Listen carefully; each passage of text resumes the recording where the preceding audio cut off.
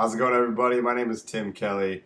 I wrote the book, Get Your Financial Foundation Established. Why don't you? I have a huge passion for helping to educate others in the financial industry and personal finance.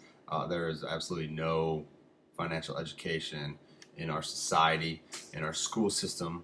We are all just uh, assumed to be brought up and know how to manage your finances. And I can go on for days about all the complications in the financial world due to that. But I'm just here to tell you that it's not that difficult. All you have to do is establish your financial foundation, and that is increase your financial intelligence just a little bit, get a basic financial education so you know what you're doing and you're confident, and you can let your money not control you, and you can control your money. So again, I wrote the book, Get Your Financial Foundation Established. Why don't you? I'm actually going to summarize it in 3 little steps right now. All right, it takes 3 steps, 3 basic steps, and you'll be well on your way to establishing your financial foundation. All right, especially if you're trying to invest in real estate, or if you're trying to invest in the stock market, which it's a whole nother conversation. And if you're just trying to put some money to work, you're trying to get some returns on your money, you have to have your financial foundation established first, all right? For those of you who think you can invest in order to get out of a bad financial situation, not a good idea, all right? You need that financial foundation established before you could do that, all right? And again, these are 3 quick steps. Take a couple minutes to talk about it. And we'll go ahead and proceed.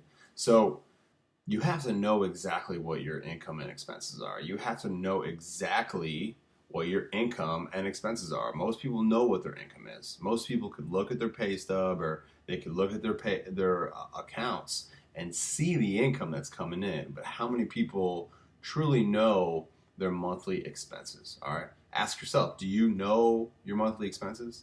Do you actually know the amount that you spend on average every single month? Most people say no. If you do, good on you. You are the uncommon. You are probably that top 10% or that 5% that actually know what their monthly expenses look like. All right. You have to know what your income is. You have to know what your expenses are. Do you have a surplus? Do you have money left over at the end of the month? Or is there a deficit? Is there not money left over? Are you negatively cash flowing at the end of the month? You have no money left over. Is the month run out before your money, like a lot of people like to say? All right. Are you in the hole, or is there a surplus? All right. First, you have to wrap your head around that. All right. You have to know that. And we'll talk about how you can do that in a minute. All right. Number 2, you have to fully commit to getting out of any kind of consumer debt. All right.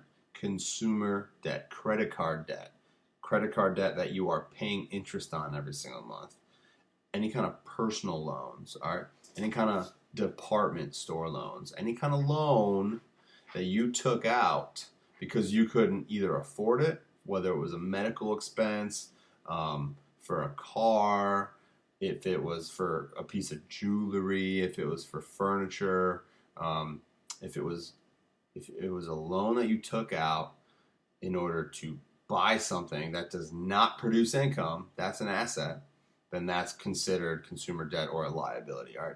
And you have to commit to getting all the way out of consumer debt. I'm not talking about the mortgage on your house, and for the most part, I'm not talking about a car loan either. Car loans are actually better than paying cash for a car, and that contradicts what a lot of financial gurus would say, but just bear with me, all right? If you have good terms on that, you want to be able to leverage the bank's money to purchase a vehicle if you can. All right. So you have to fully commit. Number 1, know exactly your income and expenses. Number 2, fully commit to getting out from under any kind of consumer debt, bad debt that is taking money out of your pocket every month. And then number 3, know and understand your net worth. What is net worth? How do you calculate net worth? It is not that complicated. It's very simple. Assets minus liabilities, all right? Assets minus liabilities. What is an asset? True asset is something that you own that appreciates in value, or that puts money in your pocket, or that pays you, or produces income. An asset Like most people think your home is an asset that you live in. It's not. Your home is not an asset that you live in. It is not paying you every month. All right. If that home pays you every single month somehow, you can call it an asset. How do you do that? Maybe you purchase the home at a low price. You move out and you put a renter in there, and it becomes a rental property, and your mortgage is paid. Plus, you actually earn some cash flow on top of that. That is an asset. All right. So again, your net worth, we're trying to get your net worth, your total assets minus your total liabilities. So you have to calculate all your assets as your cash, anything you have in savings, any asset, hard asset that produces income, get the total amount of that. That's your total assets minus your liabilities, minus your debt. How much do you owe on those assets? What is your debt? How much credit card debt are you in? What are your personal loan debt? Your total debt, your total liability. So your total assets minus your total liabilities, hopefully that's a positive number. For a lot of people, it is not a positive number. They're actually in the hole, and because they're not watching their expenses, they're not focusing on their income and expenses, which was step one, know your income and expenses.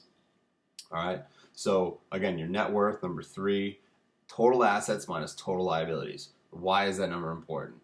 That number should be going up every single month. That means you are focusing on your money. That means your income is exceeding your expenses. And that means that your assets are exceeding your liabilities. That is a great tool to look at and to track.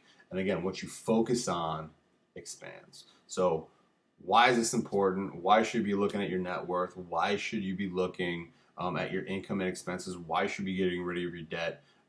Whether it's financial freedom, whether you want to retire early, whether you just want to have your head wrapped around your money and not let your money control you. All right, that is very important to establish your financial foundation. Again, my name is Tim Kelly. I wrote the book, Get Your Financial Foundation Established. Shoot me a quick email or leave a comment below if you want this quick 2-page report for free. I'll send it to you that guides you through these 3 steps that we talked about. It could fill in, you could fill in the blanks and tailor it to your situation, and that'll help you get your financial foundation established.